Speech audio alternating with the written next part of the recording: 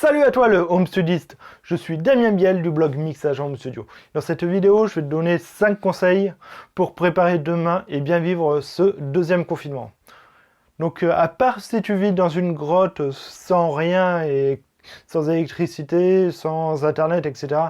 Dans ce cas-là, je me demande de ce que tu fais à regarder ma vidéo, mais tu dois être au courant qu'en France, on est confiné pour la deuxième fois. Donc le confinement est un peu bizarre parce que les étudiants ont le droit d'aller, du moins les étudiants, les, é- les écoliers, les lycéens et collégiens ont le droit d'aller à l'école. Les gens ont le droit d'aller travailler si c'est possible. Et après, ils se retrouvent confinés chez eux le soir et le week-end. Donc ce confinement, c'est pesant parce que ça choque nos routines, ça choque nos habitudes, ça permet c'est pas que ça permet, mais ça casse le lien social entre les gens, ça restreint les libertés, etc. Ouais, c'est très contraignant. En plus, je vais en rajouter une couche, on arrive en hiver, donc l'hiver, on a moins de luminosité, le temps il est plus froid, le moral généralement il est en baisse. Troisième chose, Noël arrive, donc là c'est un peu plus contraignant parce que les gens ils vont éviter les gens ils vont pas pouvoir organiser leur fête de Noël, etc. La fête de la lumière, la fête un peu de l'espoir, donc c'est vraiment ça qui est un peu pénible. Mais là, le truc qu'il ne faut pas faire, c'est tomber dans le côté obscur. C'est-à-dire rester sur les réseaux sociaux, à rager, à mettre des commentaires négatifs, à lire des commentaires négatifs sur la situation. C'est vraiment pas l'idéal. Le mieux quand même, c'est de préparer demain, c'est de s'améliorer, de faire ce qu'on a envie, de se donner un but, etc. Donc ça, c'est une histoire que j'ai... C'est pas une histoire, c'est une expérience que j'ai tirée du premier confinement. Donc si tu vis le confinement comme ça, au jour le jour, en avançant, en tournant en rond, en faisant que des activités basiques, télé, ordi, etc., ça va pas avancer dans ta tête, tu vas être mal dans ta peau, etc. Donc il va falloir que tu aies un pseudo-projet à réaliser, que ce soit écrire une série de poèmes, dessiner. Faut que tu fasses quelque chose. L'idéal, c'est de faire quelque chose et de ne pas consommer. C'est vraiment, essaye de créer, que ça soit juste de la cuisine. C'est pour ça que l'émission de Cyril Lignac, Tous en cuisine, a très bien marché pendant le confinement. Ça donnait une envie de cuisiner, etc. Donc dans cette vidéo, on va voir 5 conseils pour préparer demain. Bon, on va y revenir, mais voilà, il faut que tu comprennes que tout ça, tout ce confinement, pour bien le vivre, il faut que tu crées des choses. Donc c'est vraiment ça la solution pour bien vivre ce confinement, au-delà des 5 conseils que je vais te donner, c'est de préparer demain. C'est-à-dire, qu'est-ce que tu as envie d'avoir fait pendant cette période et que tu veux exposer demain aux gens une fois que tu seras sorti de confinement. Qu'est-ce que tu as envie de diffuser? Quel message tu as envie de diffuser? Évidemment, je te conseille de diffuser des messages d'espoir, des messages qui vont renforcer les liens sociaux entre les gens, etc. De faire des actions qui renforcent les liens sociaux parce qu'on va en avoir besoin. Que ce soit l'espoir et les liens sociaux parce que le côté humain peut très bien aller dans la force de la lumière comme dans le côté obscur, donc il faut trouver un petit milieu, et moi je préfère aller plus vers la lumière, c'est quand même beaucoup plus beau. C'est beaucoup plus beau un coucher de soleil que... Bref. Ça c'est une métaphore, j'arrive pas à trouver la suite, mais bon bref. Si tu trouves la suite de la métaphore, c'est plus beau qu'un coup. C'est quand même plus beau un coucher de soleil que tu peux le mettre dans les commentaires en évitant d'être vulgaire, s'il te plaît. Donc voilà, on va passer aux 5 conseils. Donc le premier conseil que j'en ai déjà parlé, c'est fais quelque chose, produis quelque chose, crée quelque chose. Que ça soit de la musique, donc voilà, que ça soit de la musique, l'enregistrement, du chant, d'écriture de texte, d'écriture d'un livre, d'écriture de nouvelles, d'écriture de je sais pas quoi, du bricolage, de la cuisine, du jardinage en cette période, c'est un peu compliqué, mais crée quelque chose, crée. Voilà. La deuxième chose qui est importante, c'est collaborer dans tes créations. Fais-le pas tout seul parce que tu vas pas en retirer quelque chose, mais en musique, par exemple, tu commences une base, allez, tu fais un petit arrangement, tu as une petite mélodie, ok.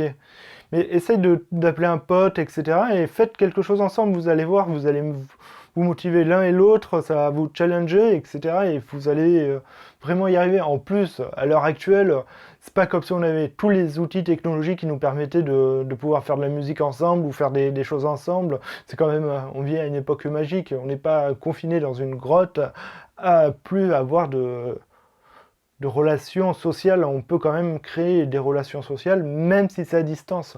Donc c'est vraiment important de collaborer, ça va t'aider sur déjà à aller mieux et à avancer dans des projets préparés demain, que ce soit collaborer sur des projets techniques, des projets associatifs, des projets artistiques ou n'importe quoi. Même chez toi, tu peux créer, collaborer avec les personnes qui t'entourent. Si tu es avec ta compagne, tu peux collaborer au bricolage, etc. Ça va vous occuper tous les deux et ça va vous motiver à faire quelque chose ensemble. En même temps, quand on est en couple, c'est bien ça, l'essentiel, c'est faire les choses ensemble. Bref. La troisième chose, le troisième conseil que je peux te donner, c'est te former. Donc évidemment, si tu veux te former au mixage, j'organise un atelier qui va bientôt commencer. Je mets le lien dans la description et dans le i comme info. Donc te former, que ce soit au mixage, en composition, etc. Pour que ton niveau il augmente. Comme ça, tu auras mis à profit le temps que tu as de dispo pour augmenter ton niveau et pouvoir t'éclater un peu plus tard. Donc tu peux aussi te former en cuisine, etc.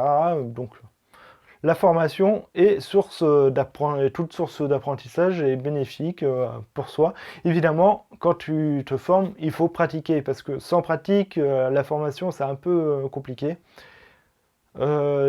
Il y a aussi les entreprises qui te permettent avec le CPF ou un truc comme ça, le CIF, te permettent de pouvoir acheter des formations. Et il y a certaines modalités, je crois que les règles ont un peu changé pour le confinement. Renseigne-toi là-dessus. Tu peux te faire former, tu as une réserve d'argent, je crois que c'est 2000 ou 3000 euros pour voir une formation, etc. et pouvoir te former. Quatrième chose, évidemment, c'est partager, diffuser. Penser à comment tu peux diffuser d'une manière nouvelle, parce que par exemple les musiciens, pour diffuser leur musique, principalement ils faisaient des concerts. Donc là, les concerts, c'est mort. Donc il faut utiliser les outils technologiques qu'on a à notre disposition pour faire quelque chose de créatif et pouvoir diffuser son art, diffuser son message. Évidemment, je t'invite à réfléchir là-dessus, à comment tu peux faire ça. En plus, les gens, ils sont chez eux, donc tu peux tester plein de choses, communiquer avec eux, et pouvoir trouver, peut-être préparer la diffusion de demain, la diffusion que tu vas utiliser demain pour tes projets, etc. Cinquième conseil, c'est vraiment commencer à apprendre à vendre. Je sais que le mot vendre, il fait peur, il fait un peu marchand de tapis en France, etc. Mais non, il faut que tu dises que tu veux vendre tes idées. Pas contre la vente, c'est pas forcément un produit ou un service contre de l'argent. C'est vraiment quelque chose contre quelque chose d'autre. Avant, la vente, c'était du troc. C'est-à-dire, le mec, il avait 3 poulets qu'il avait élevés, tu voulais une vache, tu troquais ça. C'était de la vente, fallait négocier, fallait... En gros, la vente, faut comprendre qu'il y a un besoin et les gens sont prêts à avoir ce besoin. Donc après, tu mets ce que tu veux en face pour faire la transaction, que ce soit des euros ou des likes aussi. Si tu veux, tu peux très bien, par exemple, je fais cette vidéo, et pour vendre un message aux auditeurs qui me regardent comme toi, hop, je t'invite à acheter la vidéo en mettant un petit abonné à la vidéo et la notification de la cloche et mettre un pouce en l'air. Ça, c'est une vente de vidéo. Donc j'ai le droit de faire ça. Après, tu as le droit de ne pas acheter le produit. Mais c'est quand même dommage parce que j'ai passé du temps et ça mérite quand même une petite une petite rétribution. Et ça mérite quand même une petite rétribution de ta part. Donc voilà. Donc essaye de trouver dans ton art, etc., des nouvelles manières de vendre ce que tu sais faire, de vendre ce que tu veux diffuser. Pas forcément le vendre comme un album physique, etc. Si tu fais de la musique, tu peux le mettre sur Spotify, mais bon, il faut générer beaucoup de vues, beaucoup de vues pour, etc. Essaye de vendre des instants privilégiés avec tes auditeurs, avec tes fans, etc. Donc, tu fais des sessions, par exemple, des concerts pseudo-acoustiques, non, du moins. Tu fais des concerts un peu intimistes avec plusieurs fans, comme ça, en visio, et ils peuvent te poser des questions. C'est vachement intéressant pour les deux parties, parce que, tu as les fans en direct qui peuvent te poser des questions, et toi, tu peux vraiment t'éclater et proposer des nouvelles choses aux fans et savoir avoir déjà un feedback. Donc ça, c'est vraiment quelque chose, et en plus, ça crée du lien. Et les gens vont se rappeler, ah ouais, je me souviens, pendant le confinement, lui, on avait passé un bon moment.